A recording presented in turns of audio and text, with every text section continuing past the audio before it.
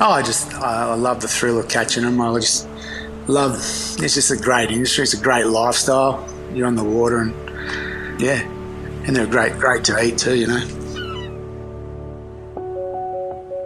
This is Fish Tales, a seafood podcast. I'm John Susman. Ben Pethick is the owner and skipper of FV Bowithick, a western rock lobster, or crayfish as they are colloquially known, and wetline fishing boat operating out of the Abrolhos Islands off the coast of Midwest Western Australia. Although born into the industry and with salt in his veins, Ben has implemented numerous innovative ways to progress fishing practices and enhance quality. Working closely with another next-generation seafood operation, the Perth-based Finn Seafood Wholesalers, Ben's fish have gained iconic status with the leading chefs and restaurants around the country and in premium Singapore markets. It's clear that families born into fishing have a unique and special relationship with the ocean and an innate and intimate respect for everything in and around the water. My name's Ben Pethick. I fish around the Abrolhos Island area in Western Australia. Abrolhos Islands is probably starts about 30 nautical miles west kind of northwest of Geraldton, which is approximately 4.5 hours north of Geraldton, and there's 5 major island groups over there, which are spread probably about 40 miles to 50 miles long, where fishermen live over there, and mainly crayfish over there for certain times of the year, and we catch our fish around them areas. It's a very pristine type of country. A lot of shallow, corally islands, sometimes underwater, sometimes above. And, it's beautiful. Absolute sensational coral grounds and just very beautiful ground. It's always been in my blood. Ever since I could walk, I went to the continental shelf with my dad at the first age of 3, crayfishing, just always wanted to be around the boats. Just lived and breathed it. If I wasn't out in the boat, I was living on the jetty, catching herring and squid and in the dinghies, just pulling amateur pots and fishing, and just love it. Just love being on the water. Western Australia's western rock lobster fishing community have built itself into a $500 million industry today, but it is still very much tied to the stories of the people who long ago came to the state in search of a better life. For some, it was moving from harvesting the land to harvesting the seas. The Pethicks are one such family. Without the dedication and determination of fishery pioneers such as the Pethicks, the industry wouldn't be where it is today. I'm a third-generation fisherman. My granddad was originally a farmer back in the 60s and 70s in a little place called Carew, and decided to get in the fishing game in 72 and sold his farm and his butcher stock, and bought his first cray boat and moved to a little town called Lehman, which is 2.5 hours north of Perth in West Australia. And he bought his first boat, then a couple of years later brought another one. Then so that's how the history began. And my dad gave me the opportunity to drive the boat at 19, 20 years of age. He'd had enough, and I've been working on the boats. I left school at 15 and jumped on the boat with him, and then got my opportunity fairly young. I think I was one of the second youngest guy to ever get an opportunity to, at the time. There was always a lot of older people around at that time, and obviously didn't like the young guys too much, to tell you the truth. And it was pretty cutthroat back then. And we eventually got my turn and had a real good hard crack at it. And then down the track we went to quota. So we in the crayfishing game, and which gave me a lot of spare time to off. So then a good family friend of ours offered me his wet lining license, or line caught license, and then I brought that and then just built it from there. So now I'm virtually a full-time line fisherman, part-time crayfishman. Modern fishermen like Ben not only need to understand seasons, sea conditions and fish movements, but they also need to collect, manage and maintain important information relating to what they do, when and where. Early mornings, late or overnight trips and often inclement weather make the job of a fisherman as far from that as a desk-bound researcher as can be found. But Ben and his fellow fishermen in Western Australia are very much part of the essential research that is used to manage the fisheries themselves. Crayfishing usually tides always early morning starts. Like sometimes we'll leave a port or a little town in the dinghies and go out to the moorings, probably anywhere between 1 and 3 o'clock every morning. Up early, sometimes we'll be hanging out, which means like stay out overnight or come home every day, just depending on catch sizes. So we get up early, out pull the pots. Usually pull anywhere between 100 and 150 pots a day. So then, if out there put the catch on board, then bring it home every day onto the jetties or ports, and then deliver the crays.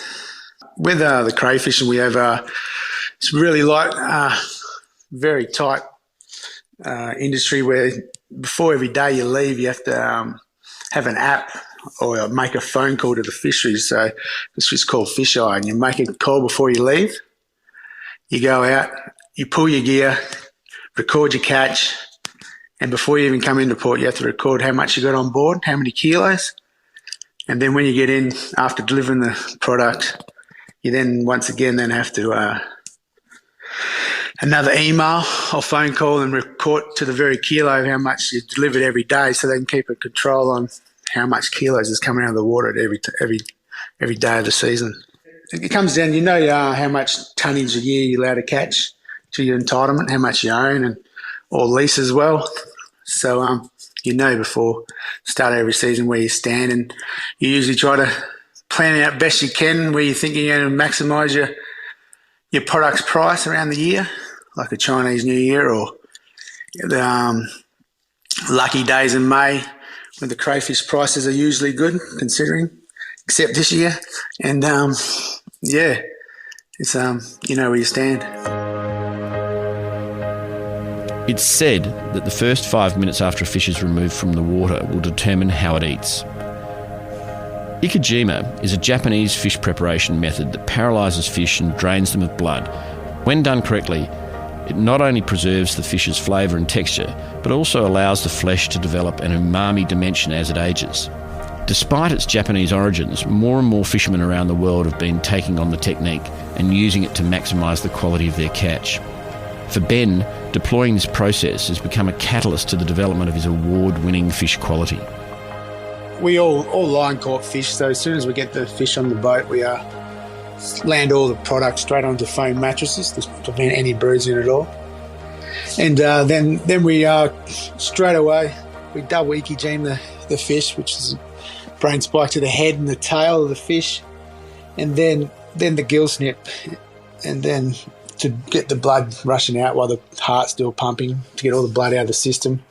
And now we're going to putting our fish in like a circulating tank to wash all the blood out of the fish until that fish is completely heart stop bleeding and it stop blood coming out of the fish. Then we pack it in nice slurries so then there's no blood in the slurries whatsoever, and then that causes no bacteria into the fish.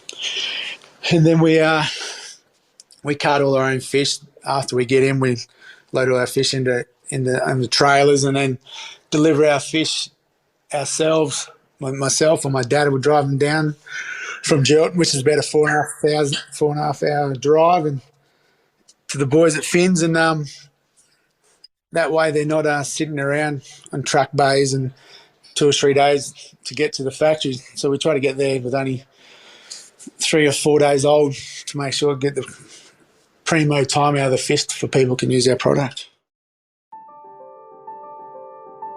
For a country that loves the ocean as much as Australia does, it's strange to think that over 70% of the seafood we eat is imported. Finn's Seafood is a next-generation Perth-based seafood wholesaler with a passion for doing things differently. The Finn's model is about celebrating what is so great about the local seafood of Western Australia and, importantly, where it comes from and who caught it. For Ben, a chance meeting with the Finns boys on social media has resulted in a truly symbiotic and respectful relationship, which allows him to focus on producing great fish whilst building a close bond with his end users. I was had all this spare time. I only had a certain amount of licensed share in the industry, and I was kind of finding it hard to consistently sell my fish to places. So through Instagram one day I stumbled across the Finns boys and noticed they were new guys on the block, and just sent him a message through Instagram and, "Are you interested in buying fish?" And he goes, "Yeah, Phil, call me on this number." So next to the lot of fish I got, I gave him a call and delivered it to him, and then ever since then I've delivered 99% of my catch to the Finns boys. Oh, I love it. And it's always good, you put a lot of hard work into your product and you just really want to know where it ends up and what people do with it. The good things with Finns is that, before you drop fish off somewhere and they go, "Oh, this is our fish," they sell it as their own and you give the fishermen no recognition at all. So now with the Finns boys, they tell everyone, "This is my fish off the Bowithick," and which now chefs can reach out and just quite often I've got chefs reaching out every trip saying, "Oh, what time are you in? What do you got on board?" And and they tag me in all what they're doing with the fish, and then I can reshare it on my page, and I just really enjoy it and love that side of things now, that where it ends up and what it looks like. It's fantastic. Quite often we'll go to places and made great relationships with some of the chefs around the place, and that actually, they all want to come out and come fishing with me and have a go at themselves, and whenever they get free time, there's not a lot of that, but they all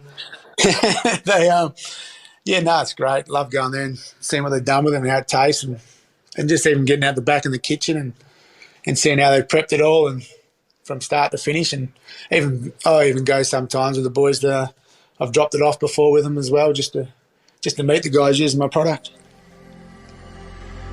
The challenges of fishing can be trying at the best of times.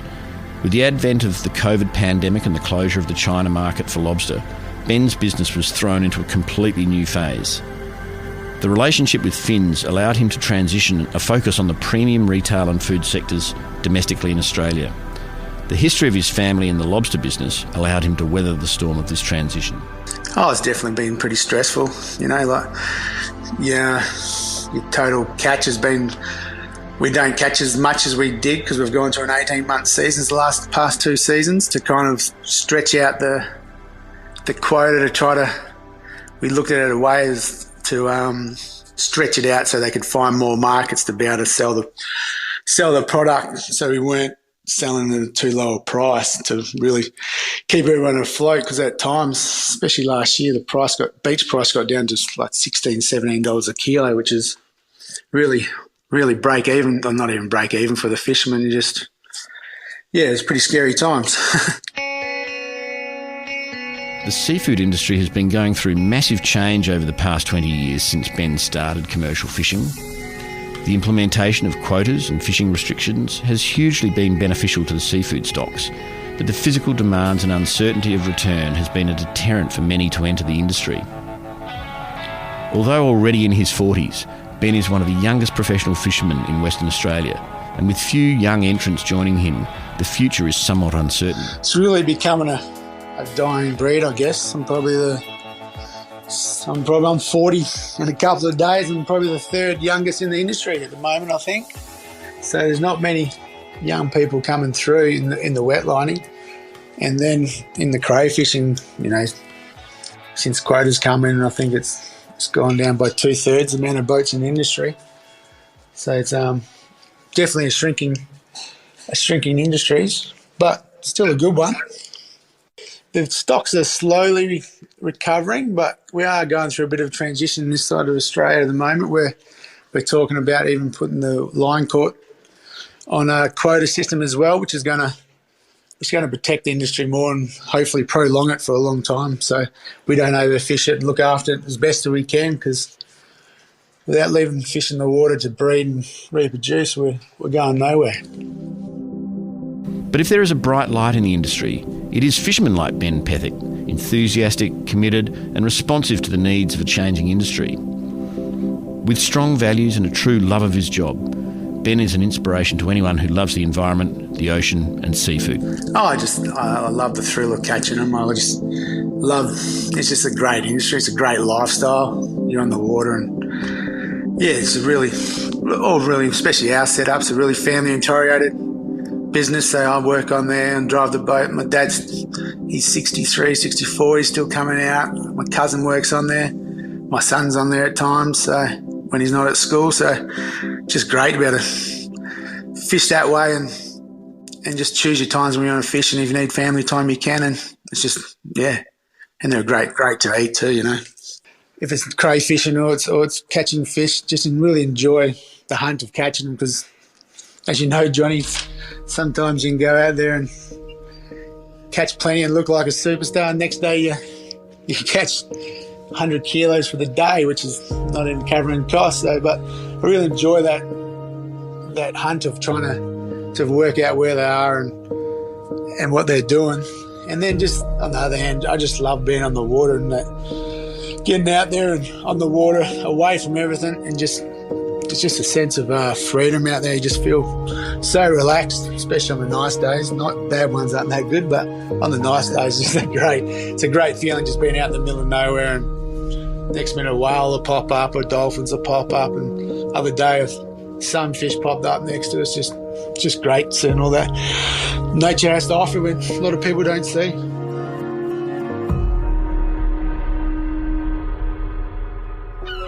This is Fish Tales, a seafood podcast. A Deep in the Weeds production. I'm John Susman. Follow us on Instagram at Fishtails Seafood Podcast, or email us at fishtailspodcast@deepintheweeds.com.au. Stay tuned for more tales from beneath the surface of the seafood world every Friday on your podcast app.